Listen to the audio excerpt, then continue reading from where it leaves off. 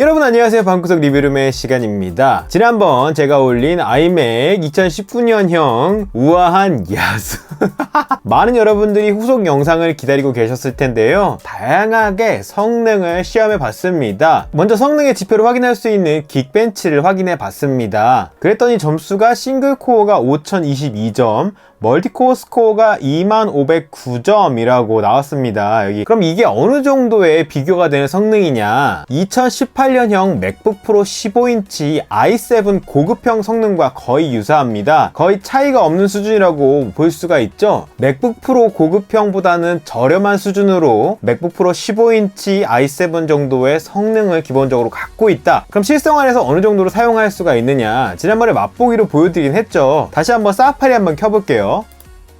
사파리 켜. 요 정도 속도로 굉장히 쾌적하게 이렇게 실행이 되는데요, 조금 무거운 거 아이무비 켜봐.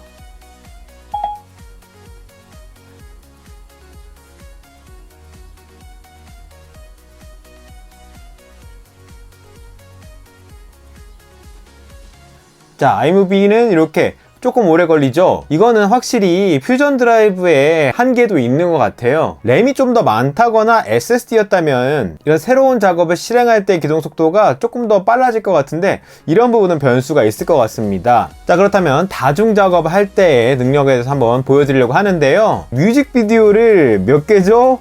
12개 지금 동시에 1080p로 재생시키고 있는데요, 이렇게 12개가 돌아가고 있는 상황에서 보니까 이 CPU 대기율이 70% 이상을 넘습니다. 뭐 74%, 75%, 72% 왔다 갔다 하기 때문에 정말 남아도는 성능으로 영상 12개를 돌리고 있다는 걸 확인할 수가 있습니다. 다만 이렇게 했을 때 보니까 메모리에 스왑이 약 2기가 이상 일어나는 걸 볼 수가 있어요. 이렇게까지 많은 작업을 내가 해야 된다, 그런 사람한테는 8기가 램이 조금 부족할 수 있습니다. 16기가를 썼으면은 스왑이 일어나지 않았을 텐데, 이런 점은 8기가의 한계를 확인할 수 있는 점입니다. 자, 그렇다면 이제 사진 편집 포토샵을 한번 켜보겠습니다. 자, 포토샵 켜게 되면요, 자, 이렇게 빠른 속도로 킬 수가 있는데요,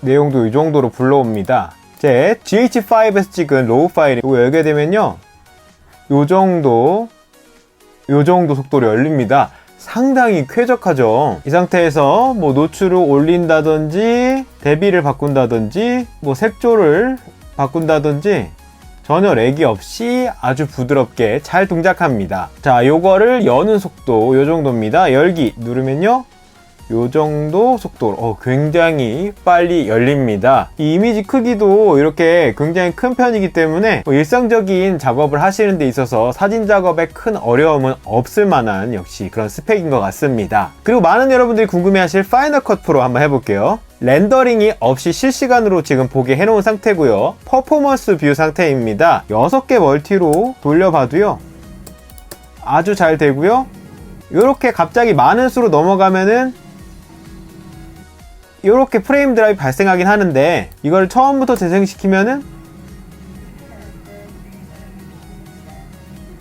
이렇게 9개 정도의 클립도 순차 재생은 가능한 정도의 상당히 우수한 경험을 할 수가 있었습니다. 그런데 꼭 SSD를 달거나 외장 SSD를 써야 4K 편집이 가능한가? 그건 또 아니더라고요. 제가 이 내장 상태에서 프로젝트를 만들어 본 건데, 요거는 제 일상적으로 제가 하는 이 4K 영상 넣어갖고 시험해 보는데요, 전혀 지장이 없더라고요.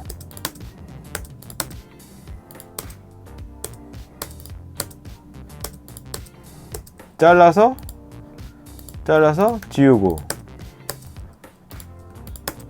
캐주얼하게 유튜브를 하는 정도의 사람이라면 굳이 SSD를 선호하지 않아도 충분히 퓨전 드라이브로 편집이 가능하겠다, 이런 느낌을 받았습니다. 이 정도 사양만 갖추면 유튜브 4K 영상 내는 데는 큰 문제가 없다, 파이널 컷 프로로, 이런 생각이 듭니다. 자, 이어서 작곡하시는 분들을 위해서 로직도 한번 켜볼게요. 자, 로직. 자, 보시면요, 지금 106개의 트랙으로 되어 있는 거고, 이 정도의 트랙을 돌렸을 때 어느 정도 사양을 먹느냐, 요런 건데,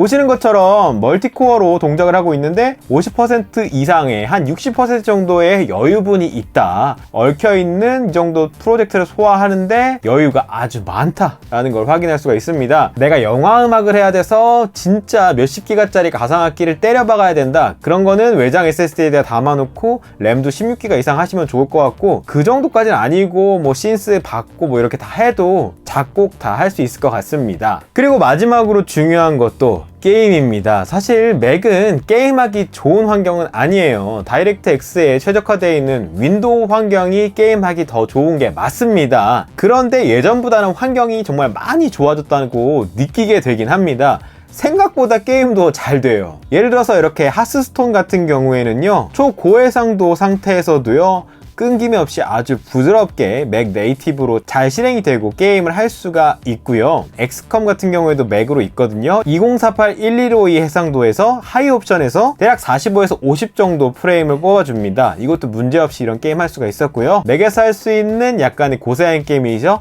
라이즈 오브 툼레이더 같은 경우에도 하이 옵션 FHD 상태에서 35프레임에서 40프레임을 왔다 갔다 하는 정도로 게임이 원활하게 가능했습니다. 게임을 본격적으로 더 빡세게 하고 싶은 경우라면 부트캠프를 설치해서 윈도우에서 게임을 하면 됩니다. 이런 맥 계열의 장점은 언제든지 윈도우를 깔아서 윈도우도 같이 쓸 수 있다는 점이죠. GTA 같은 경우에 FHD에서 45프레임과 60프레임을 왔다 갔다 하는 정도로 동작이 가능했습니다. 이건 옵션을 거의 최대치로 해놓은 상태이기 때문에 옵션을 조금만 낮춘다면요, 항상 60프레임을 유지할 수 있는 정도로 FHD 게이밍을 즐길 수가 있을 것 같고요. 또 여러분들이 많이 하시는 배그 아주 생각보다 잘 돌아갔습니다. FHD 하이 옵션에서 40프레임 정도를 왔다 갔다 하는 정도의 수준으로 게임 플레이가 가능했습니다. 이것도 마찬가지로 하이 옵션이 아니라 옵션을 조금만 더 낮춘다거나 이렇게 하면은 60프레임도 뽑을 수가 있기 때문에 본인의 취향에 맞춰서, 환경에 맞춰서 충분히 배그도 FHD 수준에서 즐길 수가 있습니다. 네, 이상으로 다양한 방면에서 이 아이맥 2019년형 21.5인치 4K 모델 살펴봤습니다. 이 정도 보니까 우아한 야수 대략 인정.